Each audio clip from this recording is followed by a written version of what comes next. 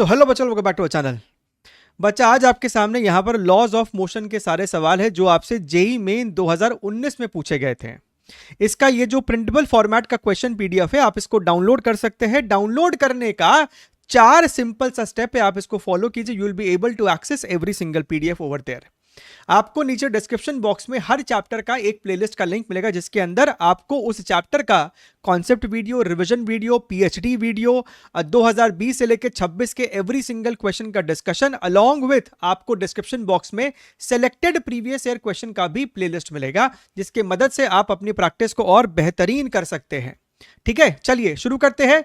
Make sure to hit the like button, नए हो subscribe कर लीजिए। 9 सवाल है, आप +4 -1 के हिसाब से सॉल्व कीजिए। जो सही होता है +4, गलत होता है -1, और आपका क्या स्कोर बनता है नीचे आप जरूर से कमेंट कीजिएगा। ठीक है, चलिए शुरू करते हैं। सबसे पहला प्रश्न आपके सामने यहां पर है, a particle moves from the point this much at t equals to 0 with initial velocity this much. It is acted upon by a constant force which produces a constant acceleration this much. What is the distance of the particle from the origin at time t equals to 2 second? ठीक है, हालांकि ये सवाल को kinematics में भी डाला जा सकता है, बट एनीवेज चलिए, अगर यहां पर आ गया है तो इसको हम लोग यहीं पर हैंडल करते हैं। बिना डायग्राम बनाए भी सवाल को सॉल्व किया जा सकता है, लेकिन बेटर विजुअलाइजेशन के लिए डायग्राम बनाया जा रहा है। ये मेरा वाई एक्सिस है, ये अपना एक्स एक्सिस है। At t equals to 0 particle moves from the point 2,4। For example मान लीजिए कि ये वो अपना पॉइंट है, ठीक है, और इसका जो कोऑर्डिनेट है वो है आपको 2,4 सॉरी सर, कैसे पता चला? 2i cap plus 4j cap. और इस समय पार्टिकल का इनिशियल वेलोसिटी भी अपने को दे रखा है, विच इज योर 5i कैप, यानी कि x डायरेक्शन में पार्टिकल का स्पीड है 5 मीटर्स पर सेकेंड, y डायरेक्शन में पार्टिकल का जो स्पीड है वो है हमको बेटा 4 मीटर्स पर सेकेंड। इसके ऊपर एक कांस्टेंट एक्सेलरेशन लग रहा है, x में भी 4 है और y में भी 4 है। आप ये बताओ कि भैया 2 सेकेंड में पार्टिकल का यहां से पॉइंट P से x में और y में डिस्प्लेसमेंट क्या क्या है? तो आप क्या लिखोगे? Sx is equal to uxt plus half axt square. हम लोग x में अलग सॉल्व कर रहे हैं, y में अलग सॉल्व कर रहे हैं। Now what is ux? 5। और कितने टाइम के बाद की बात हो रही है? 2 की, तो 2 प्लस हाफ इंटू एक्सेलरेशन 4 है, 2 का स्क्वायर किया तो 4, ये आपको कट के हो गया है 2 2 4 8, और यहां पे 10 है, यानी दिस इज योर 18। अच्छा, अब बात करते हैं sy की। sy is your uyt plus your half ayt का स्क्वायर। What is uy? वो आपको 4 है, सो 4 into 2 plus your half into 4 into time का स्क्वायर। तो ये आपको वापस से मर के हो गया 2 4 8 2 4 8, यानी कि 16।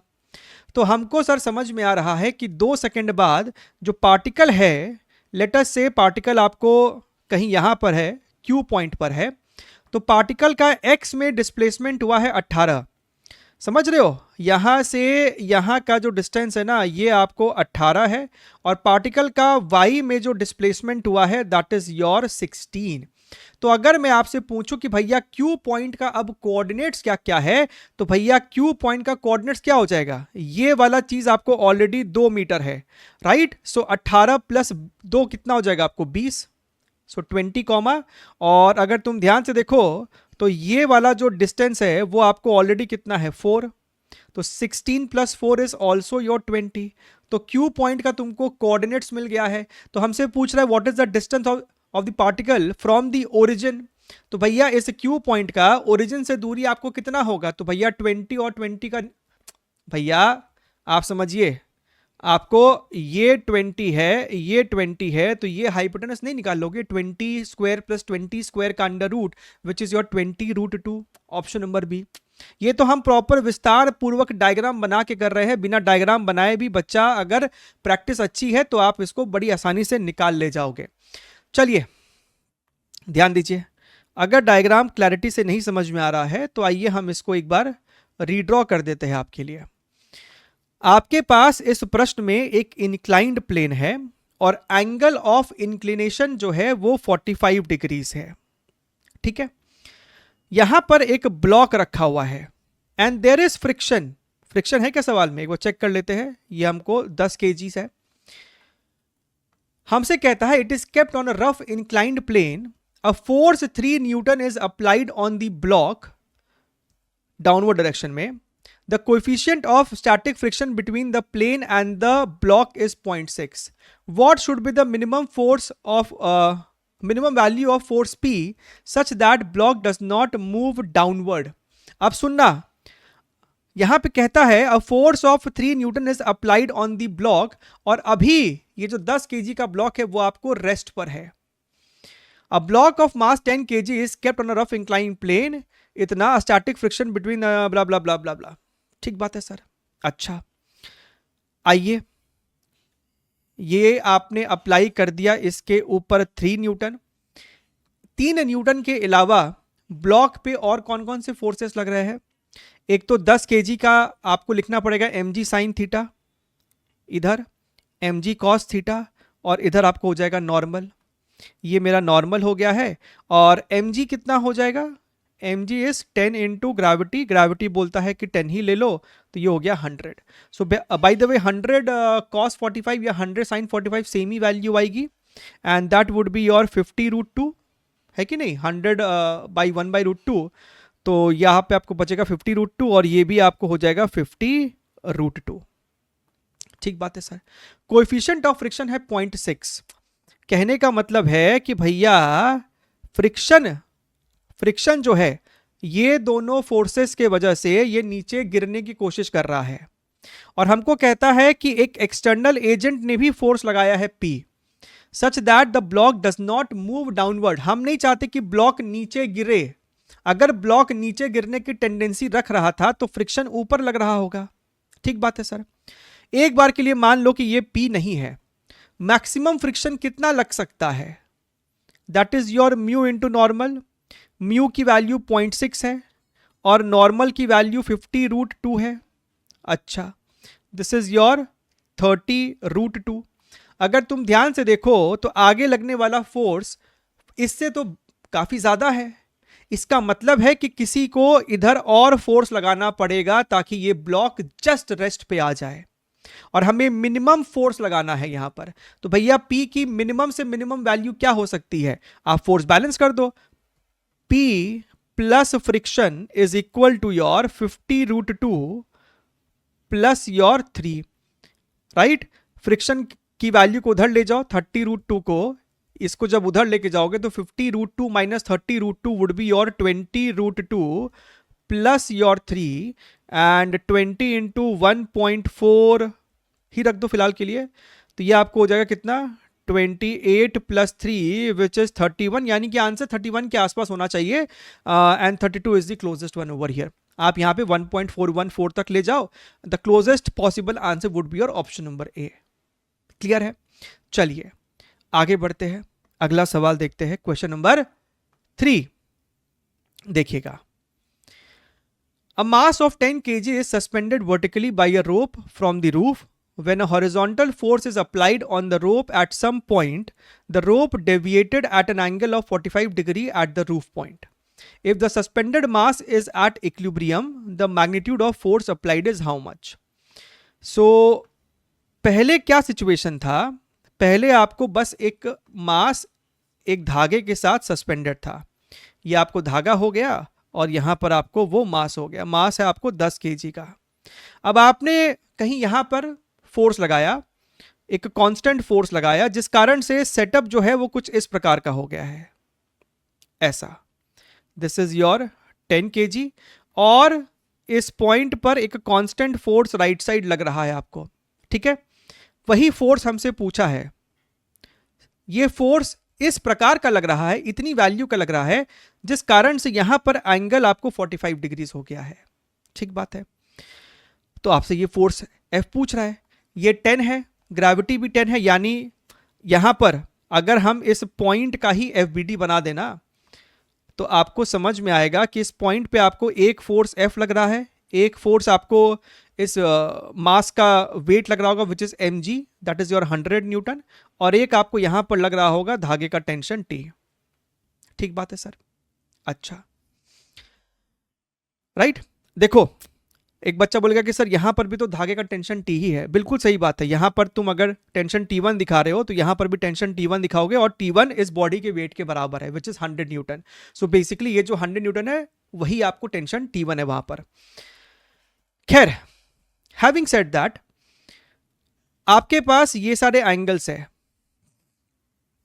अगर ये 45 डिग्री है तो भाई साहब ये भी 45 डिग्री है, यानी टेंशन का दो कंपोनेंट हो गया है, एक ऊपर की तरफ हो जाएगा T/√2 और एक लेफ्ट साइड हो जाएगा that is equal to your T/√2। So you could see that T/√2 F के बराबर होगा, सिस्टम इक्विलिब्रियम में है, और T/√2 100 के बराबर है, यानी कि F भी 100 के बराबर है। भाई साहब आपको ये बात दिखाई दे रही है कि नहीं दे रही है? जब ये इसके बराबर है और ये भी इसके बराबर, यानी कि F और 100 भी आपको आपस में बराबर ही है, यानी कि option number D is your correct one. ठीक है, चलिए आगे बढ़ते हैं। अगला सवाल, क्वेश्चन नंबर 4। देखिए, आप एक चीज जानते हैं कि बॉडी पे लगने वाला नेट फोर्स जो होता है that is equal to your rate of change of momentum. सही बात है। अगर आप इसको लेफ्ट हैंड साइड लेके जाते हो, right, dp, and you integrate this, so you must be knowing कि भैया इसी को आप कहते हो impulse equation. Integral F d t is equal to change in momentum. ये क्या हो गया आपको? Final momentum vector minus initial momentum vector, और ये हमारा हो गया है यहां पर integral F d t over here. ठीक बात है सर। कहता है a particle of mass m is moving in a straight line with momentum p starting यानी समय शून्य पे वो रेस्ट पे था, starting at t equals to 0, a force F equals to kT acts in the same direction on the moving particle during the time interval capital T. So basically something like this. This is your t equals to 0. This is your t equals to capital T. If I take any intermediate situation over here, तो particle पे जो force लग रहा है that force is equal to k into t over here, right? So that its momentum changes from p to 3p. अच्छा, okay, तो इस प्रश्न के हिसाब से ना समय शून्य पे वो रेस्ट पे है नहीं, क्योंकि सवाल में हमसे कह रहा है during the time interval capital T so that it's momentum changes from p to 3p. Here k is a constant. The value of capital T is how much? So basically we can apply this particular equation. तो ये आपको हो जाएगा integral F d t is equal to final momentum अपने को 3p है, initial momentum अपने को p है, और f की जगह हम लोग इक्वेशन यहाँ पे लिखेंगे kt. This is your basically 2p and limit is from 0 to capital T. ठीक बात है। Same direction blah blah blah moving during the time interval capital T। ठीक है, आप इसको इंटीग्रेट करो, ये आपको हो जाएगा kt square divided by 2 is equal to 2 into p, यानी कि आपको यहां से t निकल के आएगा 2 under root of p by k, जो कि मेरे को ऑप्शन नंबर बी में दिखाई दे रहा है। क्लियर है? एकदम बढ़िया है, बहुत बढ़िया है।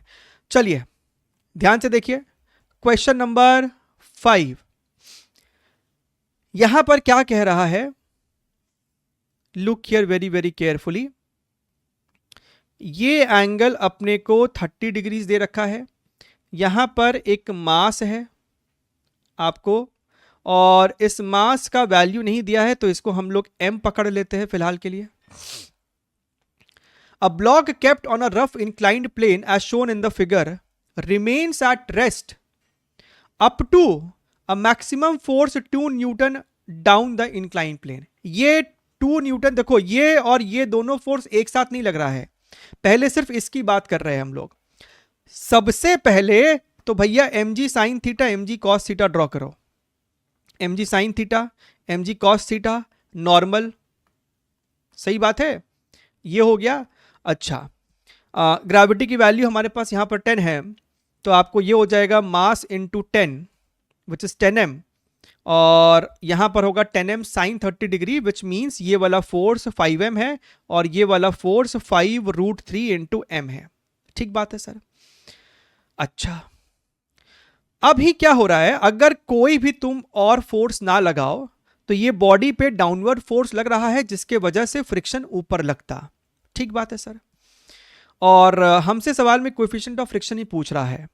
हमसे कहता है the body remains at rest up to a maximum of 2 newton down the incline force.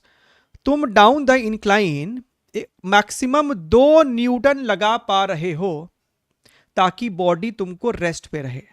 अब देखो, जब दोनों ही फोर्स डाउन द इंक्लाइन है तो बॉडी अगर रेस्ट पे है, इसका मतलब मैक्सिमम फ्रिक्शन जो लग सकता था वो ऊपर लग गया होगा, इसमें कोई डाउट वाली बात ही नहीं है। और ये मैक्सिमम फ्रिक्शन कितना लग सकता है, mu into normal which is 5√3 into m. अच्छा, तो हम कह सकते हैं these two forces is equal to this force. तो हम कह सकते हैं कि 5m प्लस 2, ये आपको सिर्फ 2 है, is equal to your mu 5√3 into m over here. ठीक है, if you want you could write it as 2 5√3m into mu minus your 5m। ठीक बात है। अब देखो दूसरा कंडीशन पे, नाउ लुक हियर। हमसे कहता है the maximum external force up the inclined plane that does not move the block is 10 newton. अब ऊपर की तरफ फोर्स लगाया जा रहा है। ठीक है, बात को समझिएगा। सपोज करो ये 5m की जो वैल्यू है, लेटस से ये है 5 न्यूटन, राइट। और फ्रिक्शन जो है मैक्सिमम जो लग सकता है, लेटस से रैंडमली एक नंबर ले रहे हैं विच इज योर 4 न्यूटन। ठीक बात है। अच्छा, तो तुम ऊपर अगर 1 न्यूटन फोर्स लगा दिए तो बॉडी रेस्ट पर है। अगर तुम ऊपर 2 न्यूटन फोर्स लगा दिए तो क्या होगा, तो फ्रिक्शन क्या 4 रहेगा? नहीं, फ्रिक्शन तो सेल्फ एडजस्टिंग है। फ्रिक्शन 3 लग के सिस्टम को रोक देगा। अभी भी यहां पे 5 न्यूटन, यहां भी 5 न्यूटन। अगर तुम यहां पर लगा दोगे फोर्स 5 न्यूटन तो ये भी 5 न्यूटन, बॉडी रेस्ट पे है, फ्रिक्शन को लगने की जरूरत नहीं है। अगर तुमने यहां पर लगा दिया है 6 न्यूटन तो भैया 6 ज्यादा है 5 से, बॉडी पे नेट फोर्स ऊपर की तरफ 1 है, तो बॉडी को अगर रेस्ट पे रहना है तो अब फ्रिक्शन 1 न्यूटन डाउन लग जाएगा। यानी ये वाला फोर्स तुम बढ़ाते जा रहे हो, बढ़ाते जा रहे हो, बढ़ाते जा रहे हो, कितना बढ़ा पाओगे? अगर फ्रिक्शन की मैक्सिमम वैल्यू 4 है तो डाउन द इंक्लाइन फ्रिक्शन 4 लग गया। 4 + 5 9, यानी कि तुम ऊपर 9 लगा सकते हो, उससे ज्यादा नहीं। बस यही कहानी अब आपको यहां पर भी होने वाली है। यही कहानी आपको मुन्ना यहां पर भी होने वाली है। हमसे कह रहा है कि आप ऊपर के तरफ मैक्सिमम 10 न्यूटन लगा सकते हैं ताकि बॉडी रेस्ट पे रहे। ऊपर मैक्सिमाइज कर दिया, मतलब फ्रिक्शन अब तुमको डाउन द इंक्लाइन लग रहा होगा which is your mu into 5√3m। अच्छा, यानी कि अब 10 is equal to your 5√3m into mu plus your 5m। ठीक है, बहुत सुंदर, अद्भुत। एक काम करो, दोनों को आपस में डिवाइड कर दो, इन दोनों इक्वेशंस को आपस में डिवाइड कर दो, तो ये आपको मनमुरा के 5 हो जाएगा। आपका m मरेगा, आपका 5 मरेगा। अब आप करो यहां पर क्रॉस मल्टीप्लाई, तो ये वाला टर्म आपको हो जाएगा, this is your √3m plus 1 is equal to 5 इसके साथ मल्टीप्लाई होएगा, so this is your 5√3m minus 5। ये लेफ्ट साइड आएगा, दिस विल बिकम 6, ये उधर जाएगा, so this will become your 4√3 into mu, यानी mu is equal to 6 divided by 4√3, तो ये 2 ये 3, यानी कि दिस बिकम्स योर √3/2, और √3/2 मेरे पास ऑप्शन नंबर ए में बिल्कुल है। ठीक है, चलिए अगला सवाल देखिए, अगला प्रश्न बढ़िया प्रश्न है एकदम। ये भी, a liquid of density rho is coming out of a hose pipe of radius a with horizontal speed v and hits a mesh. 50% of the liquid passes through the mesh unaffected. 25% loses all of its momentum, 25% comes back with same speed. The resultant pressure on the mesh will be how much? देखिए, आप एक concept even collision में भी पढ़ते हो, यहां पे तो आप पढ़ते ही हो कि भैया force is also equal to your change in momentum, right? अगर डिफरेंशियल फॉर्म में लिखना होगा तो आप dp बाई dt लिखते हो, एवरेज फॉर्म में लिखना हो तो आप delta p by delta t करके भी लिखते हो। ठीक बात है sir? Yes sir, force is equal to change in momentum per unit time. अच्छा, या फिर rate of change of momentum. बढ़िया है साहब। फॉर एग्जाम्पल सपोज कीजिए कि आपके पास एक दीवार है यहां पर, और आपके पास एक पार्टिकल है जिसका स्पीड v है। तो इनिशियली अगर हम आपसे बोलेंगे तो इसका मोमेंटम क्या है, mv, और राइट साइड जा रहा है तो प्लस mv, और मान लीजिए कि टकराने के बाद ये रेस्ट पे आ जाता है तो फाइनल मोमेंटम 0। तो अगर मैं आपसे पूछूं कि भैया चेंज इन मोमेंटम का मैग्नीट्यूड क्या होगा, तो that will be your mv। तो आपको पता चल गया कि चेंज इन मोमेंटम यहां पर कितना है। लेकिन अगर यही पार्टिकल टकराने के बाद सेम स्पीड से लौट जाता है, तब आपका फाइनल मोमेंटम हो जाएगा माइनस mv। तब आपका चेंज इन मोमेंटम का मैग्नीट्यूड कितना हो जाएगा, minus mv is equal to 2mv। Only magnitude we are interested in. तो अगर पलटी मार जाता है ना सेम स्पीड से, तो भैया मोमेंटम जो चेंज होगा ना वो डबल कर देना इंडिविजुअल का। ठीक बात है सर? अच्छा, लेकिन यहां पे पार्टिकल या बॉल की बात नहीं की जा रही, यहां पर बात की जा रही है कि आपके पास एक पाइप है। आपके पास यहां पर जनाब इस प्रकार से एक पाइप है, और पाइप का आपको रेडियस भी दे रखा है। पाइप का आपको रेडियस दिया हुआ है। रेडियस का मतलब है कि तुमको यह पता है कि इस पाइप का पूरा क्रॉस सेक्शन एरिया कितना है। मान लेते हैं कि this cross section area is a meter square, a unit square. ठीक बात है सर? अच्छा, इस पाइप में से आपको लिक्विड निकल रहा है, कितने स्पीड से, v स्पीड से। अच्छा, तो 1 सेकंड की बात करते हैं। 1 सेकंड इस पाइप से लिक्विड निकल रहा है। इन 1 सेकंड कितना लेंथ ऑफ लिक्विड बाहर निकल जाएगा? अगर मैं आपसे पूछूं कि 1 सेकंड में कितना लेंथ ऑफ लिक्विड बाहर निकला होगा, ये जो ब्लू वाला चीज हम बना रहे हैं ना, ये लिक्विड है बेसिकली, ये आपको लिक्विड है, ये आपको लिक्विड है। तो 1 सेकंड में कितना लेंथ निकला होगा भैया? अगर उसका स्पीड v है, so distance is equal to speed into time, v into 1। तो बेसिकली ये लेंथ कितना हो जाएगा, v मीटर्स, v यूनिट्स लिख रहे हैं हम, ये आपको लेंथ है बेसिकली। ठीक है? अच्छा, क्रॉस सेक्शन एरिया a है, यानी कि इसका वॉल्यूम कितना हो जाएगा लिक्विड का? ये जो लिक्विड आपको 1 सेकंड में बाहर निकला है, इसका वॉल्यूम हो जाएगा a इंटू वी, और ये पूरी कहानी 1 सेकंड की है। तो इसका मास कितना हो जाएगा, डेंसिटी इंटू वॉल्यूम, राइट? और इसका मोमेंटम कितना हो जाएगा, p, यहां पे मोमेंटम है, इसका मोमेंटम कितना हो जाएगा, मास इंटू वेलोसिटी। तो इसको वेलोसिटी से मल्टीप्लाई किया तो ये आपको हो जाएगा रो a v स्क्वायर। अच्छा, तो हमको ये पता चल गया कि 1 सेकंड में जो मास आपको बाहर निकला है उसका मोमेंटम इतना है। अब फिलहाल के लिए अगर तुम और ध्यान से देखो, अब इसके सामने है ना, इसके सामने कोई जाली रखा हुआ है, मैश, इसके सामने कोई ऐसा मस्त जाली रखा हुआ है। अब जाली से, मैश से ये पानी टकराता है। अब इस पानी का भी 4 हिस्सा करो। क्यों? आपको सवाल खुद बताएगा।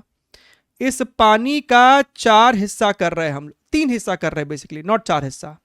ये वाला हिस्सा 50%, क्यों? हमसे कहता है कि भैया 50% ऑफ द लिक्विड, तो ये हिस्सा क्या हो जाएगा, इस हिस्से के पीछे जो भी पानी निकला होगा 1 सेकंड में, वो तो 50% हो गया ना चाहिए। अच्छा, तो हमसे कहता है कि भैया 50% of the liquid passes through the mash unaffected, यानी ये वाला जो पोर्शन मैश से पास किया तो इस वाले पोर्शन की वेलोसिटी में कोई बदलाव नहीं आया। यानी इतने से पोर्शन का मोमेंटम चेंज नहीं हुआ।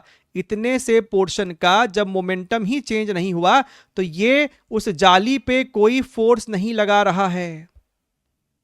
अच्छा, फिर हमसे कह रहा है कि 25% पोर्शन। अच्छा, हमको ये बताओ इस वाले पोर्शन का मोमेंटम क्या है टकराने से पहले?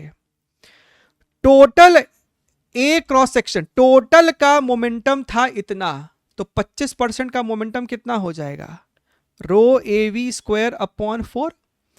अब इतना का जो 25% जो पोर्शन है, it loses all of its momentum, मतलब इतना पोर्शन जाली से टकराता है और उसकी स्पीड 0 हो जाती है। तो इतने से पोर्शन का चेंज इन मोमेंटम कितना हुआ? ये इनिशियल मोमेंटम था, फाइनल 0 है, तो चेंज इन मोमेंटम का जो मैग्नीट्यूड होगा वो तो रो ए वी स्क्वायर बाई 4 ही होगा। अच्छा, और ये वाला जो पोर्शन है, इस वाले पोर्शन का जो चेंज इन मोमेंटम होगा कितना होगा? बाकी कहता है कि it comes back with the same speed, यानी ये पिंक वाला पोर्शन v से टकराता है और v से ही लौट जाता है, तो इसका चेंज इन मोमेंटम क्या होगा? इस वाले का डबल कर दो, रो ए वी स्क्वायर बाई 2। यानी कि इस पूरे सिस्टम का जो चेंज इन मोमेंटम हुआ है 1 सेकेंड में, that is this plus this, which is nothing but 3/4 rho A v square. And I know that force is equal to change in momentum per unit time. तो भैया यहां पर जो time interval है वो तो 1 सेकेंड है, तो डेल्टा टी की जगह 1 लिखोगे और डेल्टा पी की जगह आप ये वाला टर्म लिखोगे। सो 3/4 रो ए वी का स्क्वायर। ठीक बात है सर? अच्छा, अब जब ये जाली से टकराता है, बात को सुनिएगा, the resultant pressure on the mesh will be how much? तो भैया जो आपको प्रेशर होगा ना, look here very very carefully, जो आपको यहां पर प्रेशर होगा that would be your force upon area. तो भैया एरिया उधर चला गया, so this would be your 3/4 rho V का square, right? So that is your option number B over here. अच्छा, यहां पर एक और बात, हमने जब यहां पर डायग्राम में इतना क्लैरिटी के साथ बनाया है कि भैया ये 50% अनअफेक्टेड रहेगा, दैट डजेंट मीन कि एग्जैक्टली एक सेमी सर्कुलर डिस्क वाला रीजन आप लेके ये चीज एक्सप्लेन कर रहे हैं। इस पूरे ए वाले क्रॉस सेक्शन एरिया में जो 50% है, थोड़ा सा यहां पर हो सकता है, थोड़ा सा यहां पर हो सकता है, थोड़ा सा यहां पर, थोड़ा सा यहां पर, so it could be randomly distributed. Same goes for this 25%, same goes for this 25%। तो आपके मन में ये डाउट या फिर ये प्रश्न अगर आ रहा है ना कि सर आप जब प्रेशर निकालने के लिए फोर्स बाई एरिया कर रहे हो तो बस इतना वाले के कारण ही तो हमको सर वहां पर फोर्स होगा, सिर्फ a/2, तो हम सर यहां पे एरिया जो लेंगे वो a/2 क्यों नहीं ले लेते? क्योंकि आपका पूरे क्रॉस सेक्शन में ये सारा जो 50%, 25% है वो आपको रैंडमली डिस्ट्रीब्यूटेड होगा। So we are going for average pressure over here for this entire cross section, which is this stream line is impacting on the mesh over here. ठीक है, चलिए आगे बढ़ते हैं, अगला सवाल देखते हैं हम लोग यहां पर। Question number 7, 2 block system. हालांकि 2 ब्लॉक सिस्टम का एक डेडिकेटेड पीएचडी सेशन भी है हमारे चैनल पे, लॉज ऑफ मोशन के प्लेलिस्ट वाले लिंक में भी आपको वो वीडियो मिल जाएगा। आपके पास यहां पर 2 ब्लॉक है, ब्लॉक ए और ब्लॉक बी। ठीक है, आपके पास 2 ब्लॉक है, ब्लॉक ए और ब्लॉक बी। ब्लॉक ए का मास कहता है कि 1 kg है, बी का कहता है कि भैया 3 किलो है। 1 kilo, 3 kilo, 1 kilo and 3 kilo. This is your A, this is your B. ठीक है, the coefficient of friction between all the contact surfaces is 0.2। अच्छा, the maximum force that can be applied on B horizontally so that the block A does not slide over the block B is how much? तो हमसे कह रहा है कि यहां पर maximum force क्या लगा सकते हैं ताकि यहां पर कोई भी स्लिपिंग नहीं हो। देखिए यहां पर स्लिपिंग होगी कि नहीं होगी, आप इस बात को समझिए। हम चाहते हैं कि दोनों एक साथ मूव करें। नो स्लिपिंग का मतलब है दोनों एक साथ मूव करें। तो हम चाहेंगे कि दोनों का एक्सेलरेशन एक ही हो। तो हम चाहेंगे कि भैया इन दैट केस बी वाले का एक्सेलरेशन कौन डिसाइड करेगा कि मैक्सिमम एक्सेलरेशन ऑफ बी कितना हो सकता है। That would be decided by कि मैक्सिमम एक्सेलरेशन ऑफ ए कितना हो सकता है। जब तुम एफ फोर्स इस पे लगाते हो और एफ की वैल्यू इतनी है कि भैया पूरा सिस्टम आगे हिल गया है, मूव कर गया है, तो 3 किलो 1 kg पे फ्रिक्शन आगे लगाता है, 1 kg 3 किलो पे फ्रिक्शन पीछे लगाता है। मतलब अगर सिर्फ 1 kg को तुम आइसोलेट करके देखो तो 1 kg पे एक लौता फोर्स लग सकता है फ्रिक्शन, लेकिन फ्रिक्शन का भी तो एक लिमिट है ना। फ्रिक्शन आपको मैक्सिमम कितनी लग सकती है, म्यू इंटू नॉर्मल, नॉर्मल जो यहां पर लग रहा होगा। अच्छा, इसका मतलब जो मेरा ए वाला ब्लॉक है इसका मैक्सिमम एक्सेलरेशन क्या हो सकता है, maximum force upon mass of the block A. Maximum friction is mu into normal.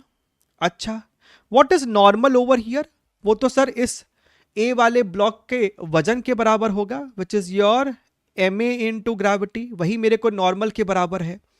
कहने का मतलब यह है कि एक्सेलरेशन ऑफ ए जो मैक्सिमम हो सकता है that is mu into normal is m A into gravity upon m A. तो यहां से आपको निकल कर आ गया mu into gravity. And what is mu, 0.2, what is gravity 10 यानी कि 2। तो हमको पता चल गया कि 1 kg का मैक्सिमम एक्सेलरेशन 2 मीटर्स पर सेकेंड स्क्वायर हो सकता है। तो हम ये बोलेंगे कि भैया हम नीचे फोर्स इतना ही लगाएंगे ताकि पूरे सिस्टम का एक्सेलरेशन बस 2 हो, 2 से ज्यादा तो पॉसिबल भी नहीं है क्योंकि ऊपर वाले का एक्सेलरेशन 2 से ज्यादा नहीं हो सकता। 3 kg का एक्सेलरेशन तुम ज्यादा कर सकते हो, ये बढ़ाते जाओ बढ़ते जाएगा, लेकिन ये बढ़ ही नहीं पाएगा। और जैसे ही ये बढ़ना छोड़ देगा यहां पर स्लिपिंग हो जाएगा आपको। अच्छा, अब हम कह रहे हैं कि पूरे को एज अ सिस्टम लो। जब पूरे को एज अ सिस्टम लोगे तो यहां वाला जो फ्रिक्शन है उसको दिखाने की जरूरत नहीं है, ये दोनों फ्रिक्शन पूरे सिस्टम के लिए आपको कैंसिल हो गया। लेकिन यहां पर आपको फ्रिक्शन दिखाना पड़ेगा, ठीक है। जब ये आपको मूव कर रहा है तो यहां पर आपको फ्रिक्शन लगेगा 0.2 इंटू नॉर्मल, और पूरे को सिस्टम लोगे तो नॉर्मल होगा दोनों मास का वजन यानी 40। So this is your 8 Newton. So what I am saying is, अब इक्वेशन बन गया force minus 8 is equal to total mass of the system multiplied by acceleration. So this becomes your 16 Newton, which is your option number B. ठीक है, चलिए done डना done done आगे बढ़ते हैं। Look here very very carefully, सवाल को ध्यान से पढ़िएगा। A smooth wire of length 2 pi r is bent into a circle. अगर एक वायर का लेंथ 2 pi r है उसको तुम सर्कल बना दिए तो सर्कल का जो रेडियस होगा वो तो r ही होगा ना। And kept in a vertical plane, तो भैया ये वर्टिकल प्लेन है मतलब कि ग्रेविटी आपको वर्टिकली डाउनवर्ड्स है। A bead can slide smoothly on the wire when the circle is rotating with angular speed about the vertical AB as shown in the figure. The bead is at rest with respect to the circular ring at a position P. Then the value of omega square is equal to how much? तो ये पूरा का पूरा system आपको omega से अपने इस diameter के अबाउट रोटेट कर रहा है, ठीक है। एक बीड है जो कि with respect to this vertical ring, suppose करो यहां पर आके स्टेशनरी है विथ रेस्पेक्ट टू दिस। मतलब अगर ये सर्कल आपको चक्कर काट रहा है तो ये बीड भी तो इसके साथ साथ आपको इस हॉरिजॉन्टल सर्कल में गोल गोल घूम रहा होगा। अरे मानते हो कि नहीं, अरे मानो ना मेरी बात को, सुनो। ये ऐसे इस वाले सर्कल पर है। अच्छा साहब, बढ़िया है। अब इस बीड का एफबीडी बनाओ, एक इस पे लगेगा mg, एक लगेगा normal. And you must know कि भैया इस सर्कल वाले केस में जब तुम नॉर्मल बना रहे हो तो ये नॉर्मल आपको बड़े वाले सर्कल के सेंटर से पास होना चाहिए। अगर if extended this must pass through this centre C. अच्छा, अगर तुम यहां पर इस रिंग के फ्रेम में, रोटेटिंग फ्रेम में इसका एफबीडी बनाते हो तो तुमको यहां पर एमजी और नॉर्मल के अलावा इस बीड का सर्कल ये है, तो सर्कल के रेडियली अवे यानी कि इधर आप सेंट्रीफ्यूगल फोर्स दिखाओगे। और अगर तुम ग्राउंड फ्रेम से सॉल्व करते हो तब सेंट्रीफ्यूगल की जरूरत नहीं है, तब सेंट्रीपिटल से काम चल जाएगा, इक्वेशन आंसर सेम ही आता है, उससे फर्क नहीं पड़ता। मान लीजिए कि आप सेंट्रीफ्यूगल फोर्स दिखा रहे हो तो आपने कुछ ऐसे दिखाया और आपने यहां पर लिखा m ओमेगा स्क्वायर आर, लेकिन कौन सा आर? इस वाले सर्कल का रेडियस, वो आपको सवाल में देखो दिया हुआ है r/2, so this becomes your r/2। अच्छा, अब अगर तुम ध्यान से देखो तो इस नॉर्मल का दो कंपोनेंट है, एक ऐसे और एक ऐसे। एट द सेम टाइम आप जो है ना, अगर ये एंगल मैंने थीटा बोल दिया है, देखिएगा, तो आप ये थीटा के बारे में टिप्पणी कर सकते हैं। कैसे? ये आपको r/2 है, ये हाइपोटेनस तुमको r है ना, इस वाले सर्कल का, बड़के वाले सर्कल का रेडियस r है, तो ये एंगल थीटा तुमको नहीं दिखाई दे रहा है। इस ट्राइंगल में आपको cos theta is equal to base upon hypotenuse, cos theta is equal to base upon hypotenuse which is 1/2, so theta is 60 degrees। बिल्कुल साहब, तो नॉर्मल का ये वाला कंपोनेंट हो जाएगा n sin थीटा और ये वाला कंपोनेंट हो जाएगा n cos theta, right, with respect to this rotating frame, with respect to the ring. आपका ये जो बीड है वो तो रेस्ट पर है, यानी फोर्सेस को इक्वेट करो, n cos theta is equal to this much, n sin theta equal to this much. आप क्या लिखोगे यहां पर? n sin theta by n cos theta, और n sin थीटा mg के बराबर है, और आपका जो ठीक लिखे ना n sin थीटा, और n cos थीटा आपको इसके बराबर है, विच is your m omega square r/2। तो आपका यहां से m से m मर गया, नॉर्मल से नॉर्मल मर गया, लेफ्ट हैंड साइड में tan थीटा है और tan 60 डिग्री आपको होता है √3 is equal to 2g divided by omega square r, यानी कि आपका जो ओमेगा स्क्वायर हो जाएगा that would be your 2g divided by r into √3, और ये अपने को ऑप्शन नंबर बी में बैठ रहा है। क्लियर है? चलिए बढ़िया है। आज के सेशन के आखिरी सवाल की बात करते हैं। यहां पर ध्यान से देखिएगा, आपके पास यहां पर दो सेटअप है। सवाल आपको देखा जाए तो सरल सवाल है, इक्वेशंस खाली बनाने हैं, है ना। एक बार पुलिंग फोर्स है, एक बार आपको पुशिंग फोर्स है, एक बार फोर्स ऐसे लग रहा है और एक बार फोर्स ऐसे लग रहा है, ठीक है।